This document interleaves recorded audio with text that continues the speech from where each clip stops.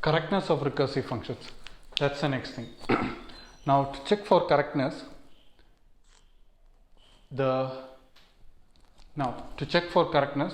a recursive function, you should look for three properties in the recursive function. Okay, and the three things you need to see to check whether your recursive function is correct. So I'm going to list them down. I'm going to list them down. The first thing you need to see is the following.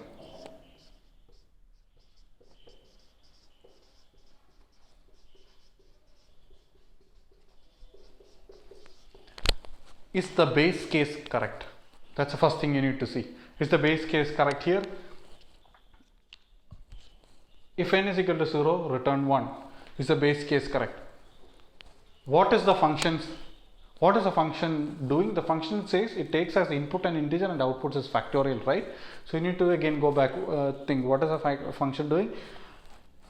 And is this function doing correctly for the base case? For this base case, the input is 0. Is it correctly outputting the return is correct? The return should be 0 factorial and 0 factorial is 1.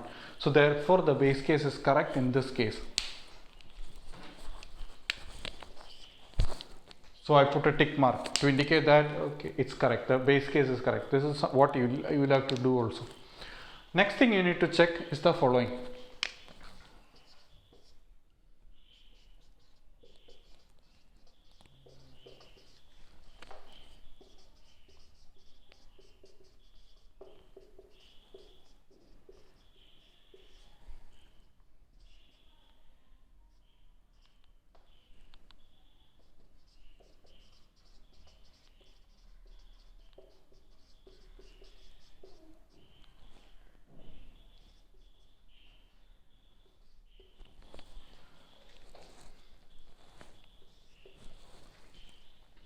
The next thing we need to check is the following. Is there a reduction in value of n in the recursive step? N is here. In general, is there a reduction in value of the input parameters in the recursive step? That's the next thing you need to check. Why do you need to check this fact? Okay, so assume that I had called this thing factorial n plus 1 rather than n minus 1. What happened to the box case? Right? Imagine the box we are trying to do. The outermost box will be 4, right? And then the inner box comes with the call to factorial of n plus 1, that is factorial of 5. So this is the outermost box with n is equal to 4. Then the innermost box will come with n is equal to 5. Then you go again inside with n is equal to 6. Keep on going. N is equal to 7 and keep on going. When does it stop? It never stops because it's always going to be here. It's never going to be the base case. We observed that the innermost box is always going to be the base case, right? And if I had put this n plus 1, you are never going to hit the base case. It's always going to keep on going. What does that mean for your program? In your program, it means that the program is not going to stop. It's going to execute. It's going to continue executing forever. This is something you can try and see. That the program will never stop. It will keep on doing it. Keep on running. That's not what we want. We want it to stop. So you need to ensure that there is a reduction in value of the input parameters in the recursive step. You need to ensure that. Otherwise, the program will never stop. So you have to think. You have to check whether you have reduced the parameter value. Okay.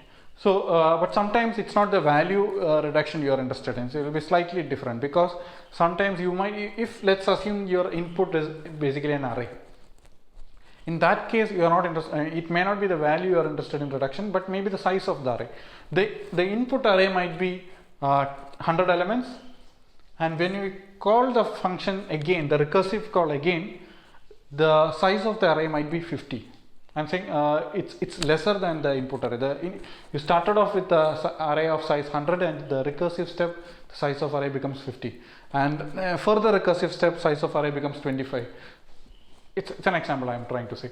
So in that case, again, it's not the size, it's not the value which reduces, it's the size of the array which has reduced.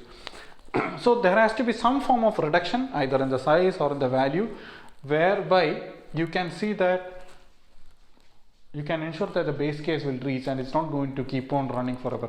So check whether there is a reduction in value, or I can put or size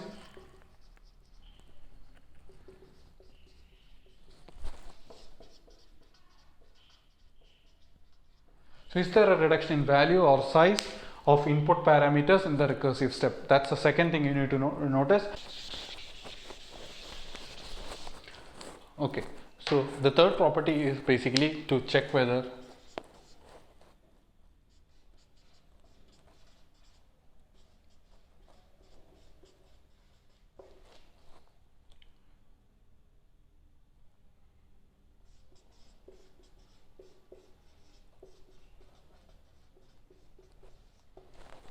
is the function totally correct.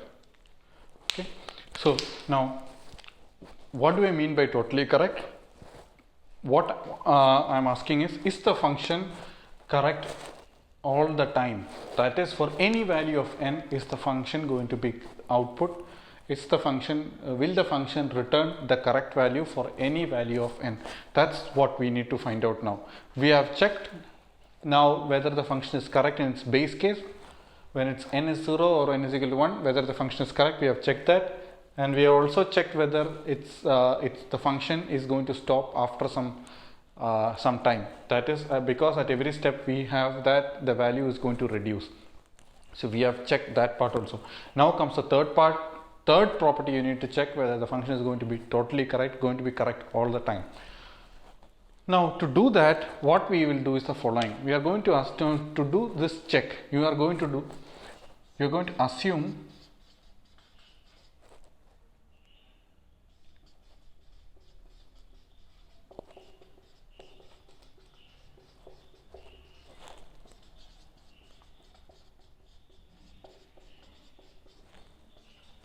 you are going to first assume whether the function is correct in the recursive step. You are going to assume that the function is correct in the recursive step. That is, if I have to prove that, if I have to check this function is correct, I am going to assume that if this function is correct for this n-1 case. That's my first assumption.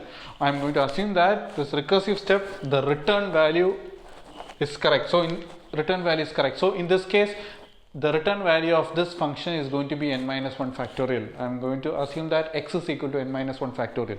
Now if I assume that, can I argue that the return value of this function is n factorial? Okay, and now use this assumption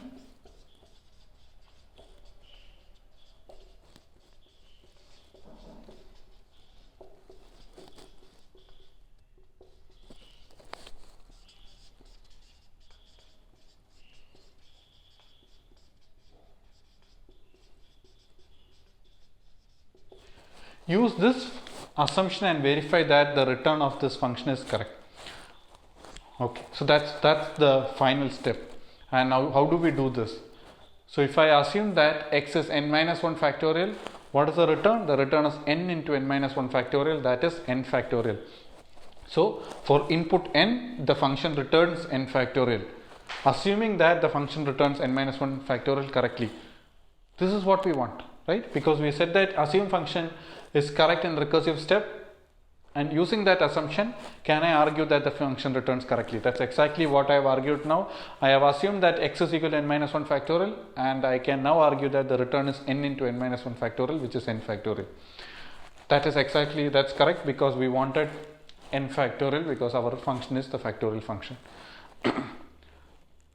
Therefore my function is correct in all the three conditions. If you, for any recursive function, one can show all these three things are ticks for in the recursive function you write, then you can say that this function is correct always. No matter which input is given, this function is going to be correct. Now even if this function is now embedded in an aeroplane, you can safely go into that plane, because you know that this function is always correct. You can, so that's the beauty, that if you check, that's the main reason why you need to check for these three conditions in a recursive function. Okay, thank you.